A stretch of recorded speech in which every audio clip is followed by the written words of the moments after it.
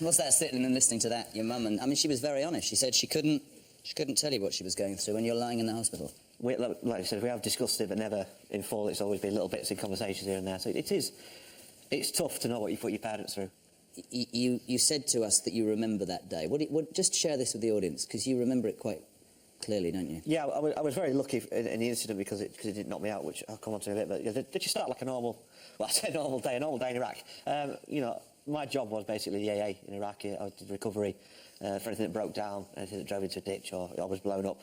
I was responsible for a crew to go out and get it. And on that day, out on patrol, we'd come under fire. And then as we went to bug out the area, you know, the driver couldn't see because of all the dust that kicked up, and rather than put us all in danger by driving in a direction he couldn't see, he gave me a shout. Yes, I can't see.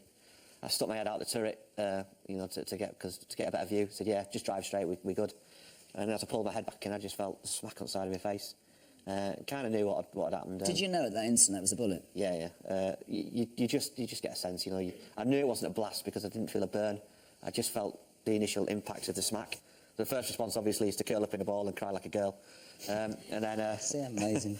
and then from that, it's a case of, right, there's something not right. I'm still alive. Let's try and stay in that way. The luckiest thing that happened was I wasn't knocked out by the bullet. Did you think you were going to die at that point? No, I didn't think I was that badly hurt. I seriously thought a couple of stitches, a couple of weeks in hospital chatting up nurses, and then I'm back out doing my job. There was a low point, and that low point was when you thought, do you know what, and I know your parents know this, I'm going to save up my medication and kill myself. Yeah, it was. My ignorance and misunderstanding about disability and things like that felt... The only words I could come up with was useless and burden.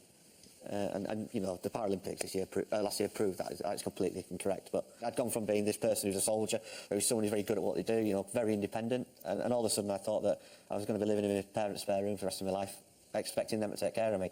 And for me... But wasn't it you lost then two colleagues several weeks later who were killed in action, and you said to us that made me think, don't be such a selfish whatever, just get on with it, right?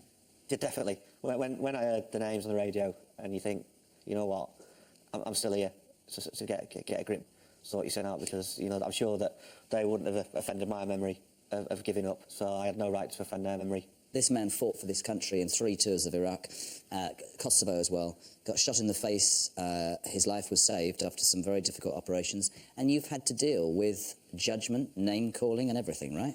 Yeah, I have, and you know, through that, people with a 6-foot lad scars on his face, obviously a thug, and you put it wherever you go, you know, I've got people... It's not too bad on a train, because no one will sit next to me, so I always get 2 seats, but... Nobody will sit next to you? For a long time, the initial swelling and scarring, people wouldn't come near me. Now, you say that as a joke, but that must destroy you. At the beginning, it did. It's horrible. I think it's unawareness. I mean, I'm a lot luckier than some of the other guests you've had, because, you know, this has happened to me after, you know, I've lived a life as a soldier and things like that, so I've had a lot of background to fall back on, and, you know, I'm a big lad. So I've had all that to look after myself. And I feel for the guys and girls who deal with these things from birth, because they don't have that you know, that network and that fallback. So I'm very lucky in that sense. Yeah, you're also incredibly humble. This is, I mean, you've had several operations. I know you've got a couple more to do. This is some of the treatment that you had. How difficult's that been? Yeah, I think that's been the worst thing. When you're going in for surgery, I mean, I'm up to 15 now, possibly another 3. I read your mum and dad both said that, and briefly in your own words, I'd like you to explain this. This has been the making of him. It has. I mean, the army was a good career